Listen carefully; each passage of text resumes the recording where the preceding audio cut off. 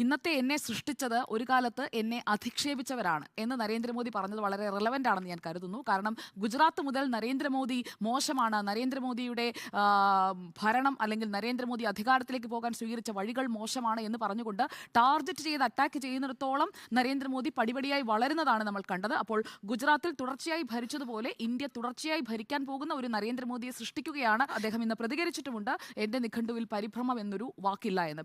ഇതിൽ നരേന്ദ്രമോദി പറഞ്ഞ അതിന്റെ ആ പ്രസക്ത ഭാഗത്തിലേക്ക് നമ്മൾ വന്നു കഴിഞ്ഞാൽ, അതായത് ചർച്ചകൾ നടക്കുന്നത് എങ്ങനെയാണ്, നരേന്ദ്രമോദി മുസ്ലിം ഹിന്ദു ഡിവൈഡ് ഉണ്ടാക്കി, ഇൻഫിൽട്രേറ്റേഴ്സ് മുസ്ലിങ്ങളാണെന്ന് നരേന്ദ്രമോദി പറഞ്ഞിട്ടില്ല എന്ന് ഓർക്കണം. പക്ഷേ അങ്ങനെ പറഞ്ഞു എന്ന് പറഞ്ഞുകൊണ്ടാണ് ഈ പ്രസംഗം കോട്ട് ചെയ്യുന്നത്. ഞാൻ മുസ്ലിങ്ങളെ കുറിച്ചാണ് സംസാരിക്കുന്നത് ആളുകൾ കരുതുന്നത് എന്തിനാണ്? പാവപ്പെട്ട ഹിന്ദു കുടുംബങ്ങളിൽ പോലും ഈ പ്രശ്നമുണ്ട്. കുട്ടികൾക്ക് ശരിയായ വിദ്യാഭ്യാസം നൽകാൻ ഇവർക്ക് കഴിയുന്നില്ല. ഞാൻ ഹിന്ദുവെന്നോ മുസ്ലിം എന്നോ പറഞ്ഞിട്ടില്ല.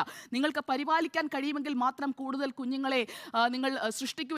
നുഴഞ്ഞു കയറി വരുന്നത് മുഴുവൻ മുസ്ലിങ്ങളാണ് എന്ന് പറഞ്ഞുകൊണ്ട് മുസ്ലിം മതന്യൂനപക്ഷങ്ങളെ അല്ലെങ്കിൽ മതന്യൂനപക്ഷങ്ങളെ ഭീതിപ്പെടുത്തുന്നതിനായിട്ടുള്ള ആസൂത്രിതമായ ഒരു ശ്രമം പ്രതിപക്ഷത്തിന്റെ ഭാഗത്തു നിന്നും നിർഭാഗ്യവശാൽ കുറെ മാധ്യമപ്രവർത്തകരുടെ ഭാഗത്തു നിന്നും ചർച്ചകളിൽ നിന്നും ഒക്കെ ഉയർന്നു വന്നത് നമ്മൾ കണ്ടതാണ്.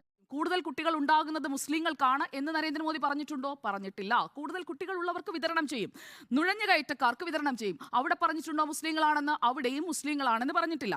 കഠിനാധ്വാനം ചെയ്ത് സമ്പാദിച്ച നിങ്ങളുടെ സ്വത്ത് നുഴഞ്ഞുകയറ്റക്കാർക്ക് പോകണോ? അവിടെയും മുസ്ലിങ്ങളായ നുഴഞ്ഞുകയറ്റക്കാർക്ക് എന്ന് ഉപയോഗിച്ചിട്ടില്ല. ഒരിടത്തും ആ ഒരു ഡിവൈഡ് ഉണ്ടാക്കുന്ന തരത്തിൽ നരേന്ദ്രമോദി ആ പ്രസംഗത്തിൽ പറഞ്ഞിട്ടില്ല എന്നുള്ളത് പ്രഥമ ദൃഷ്ട്യാ തെരഞ്ഞെടുപ്പ് കമ്മീഷന് മനസ്സിലാക്കാൻ കഴിയുന്നതേ ഉള്ളൂ. മുസ്ലിങ്ങളെ മുഴുവൻ ഉന്മൂലനം ചെയ്യാൻ പോകുന്ന ഒരു ആളായും ഒക്കെയാണ് ചിത്രീകരിച്ചുകൊണ്ടിരിക്കുന്നത്. ഇനി നരേന്ദ്രമോദി ചെയ്ത കാര്യം തെറ്റാണ് എന്നുണ്ടെങ്കിൽ ശിക്ഷിക്കപ്പെടേണ്ടത് തന്നെയാണ് എന്നതാണ് എന്റെ അഭിപ്രായം. അത് തെരഞ്ഞെടുപ്പ് കമ്മീഷനാണ് തീരുമാനിക്കേണ്ടത്. അല്ലാതെ പുറമേ നിൽക്കുന്ന അരവിന്ദ് കെജ്രിവാളോ അല്ലെങ്കിൽ മറ്റ് രാഷ്ട്രീയ നേതാക്കളോ അല്ലെങ്കിൽ ഇതേക്കുറിച്ച് വിശകലനം ചെയ്യുന്ന ആളുകളോ അല്ല തീരുമാനിക്കേണ്ടത്.